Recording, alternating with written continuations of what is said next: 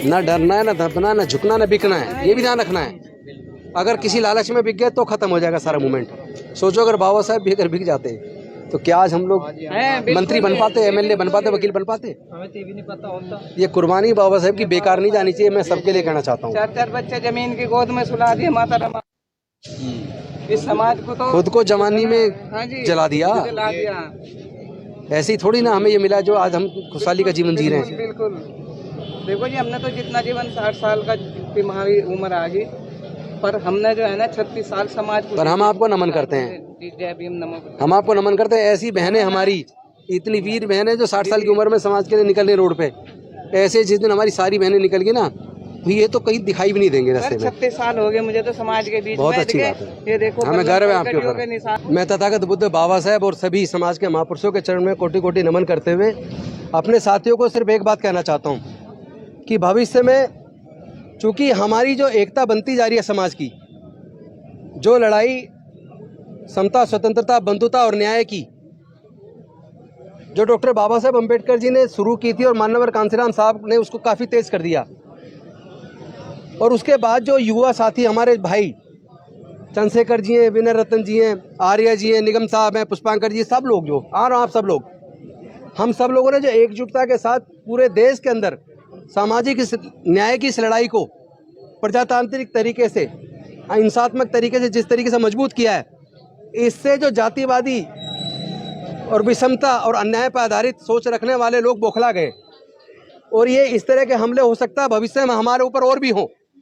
आपको सबको पता है, कभी हमारी गर्दन काटने पे वो इनाम रखते हैं, कभी हमारे किसी और भाई की पे इनाम रखते हैं। तो ये हमें उकसाने की कार्रवाई है, और वो इसलिए कर रहे हैं क्योंकि वो घबरा गए। लेकिन हमें किसी को उनके उकसावे में नहीं आना। डॉक्टर बाबा साहब अम्बेडकर जी ने हमें 3500 साल की गुलामी तोड़ने के लिए इस लड़ाई को कभी औजार हथियार से नहीं लड़ा, क्योंकि ये लड़ाई विचारधारा की है, औजार हथियार की लड़ाई नहीं है। उन्होंने बुद्धि और विवेक से, कलम से, अपनी काबिलियत से इस लड़ाई को लड़के सफलता अर्जित की है। हमें इस लड़ाई को अंजाम तक पहुंचाना है। माननीय कांसीराम साहब ने भी कभी औजार हाथ में नहीं लिया। औजार हाथ में लिया तो वोट का। आपको भी वोट के हथियार को औजार में इस्तेमाल करना है, और समाज को एकजुट करके अपने समाज को ताकतवर बनाओ। और ऐसे नेताओं को जो संसद विधानसभाओं में जाके गूंगे बहरे बन के बैठ जाते हैं और समाज की लड़ाई को नहीं लड़ते, मैं कहना चाहता हूं चाहे कोई भी पार्टी का नेता हो, अगर हमारे भाई पे चंद्रशेखर पे हमला हुआ है जानलेवा, कम से कम उन्हें निंदा करके सुरक्षा की मांग तो कर देनी चाहिए। उसमें किसी का क्या घट जाता है? अगर इतना भी नहीं कर रहे तो ऐसे कायर नेताओं को देश को जरूरत नहीं है। हम इस लड़ाई को बुद्धि और विवेक से लड़ेंगे। आप किसी उकसावे में ना आए। अगर इस तरह के हमले करके वो हमें उकसाना चाहते हैं कि हम लोग भी उन्हीं की तरह औजार हथियार हाथ में उठाएं, तो मेरा निवेदन है कोई भी व्यक्ति औजार हथियार हाथ में उठाने की बात ना करे, लड़ाई को फिजिकल लड़ाई की बात ना करे।